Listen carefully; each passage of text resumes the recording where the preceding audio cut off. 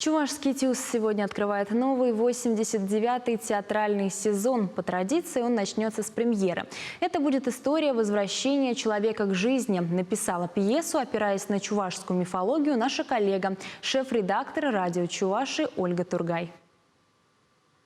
Тема возвращения к жизни человека сегодня весьма актуальна. В случае с пьесой Ольги Тургай она, конечно, кажется фантастической. По сюжету молодая девушка с Автепи потеряла любимого. Он не вернулся с войны. Тогда она решается на отчаянный шаг, спасает суженого, обманув верховного бога. Всегда восхищаюсь чувашками.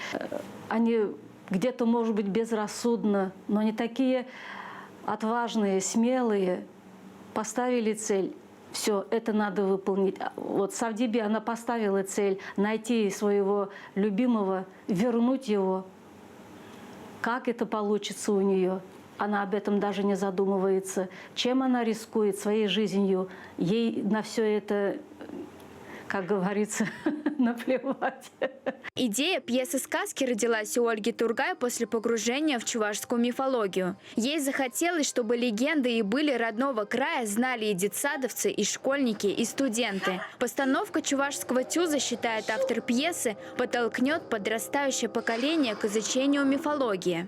Я просто сама читаю, я удивляюсь каждый раз.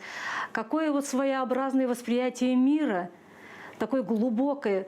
Как будто этот чуваш, он был и в космосе, он сам лично побывал, и в том мире он там лично сам побывал, он там все ходил, руками все потрогал, пощупал, все узнал, все видел, все знает. Вот читаешь, и вот такая картина у меня появляется перед глазами. И мне тоже хотя бы частичку эту хотелось передать. Для артистов ТЮЗа сыграть в этой постановке своего рода вызов. Интерпретация чувашской мифологии на этой сцене, конечно, уже звучала. Диковинные животные и даже растения выходили на подмостки. Но играть богов еще не доводилось, рассказывают в театре.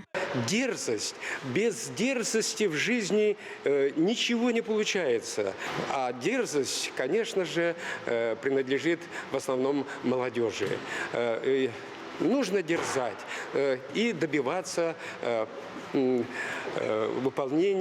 исполнения своих желанных целей. Как постановку примет зритель, узнаем после премьеры. Екатерина Орлова, Алиса Александрова, Вадим Владимиров, Николай Семенов. Вести Чувашия.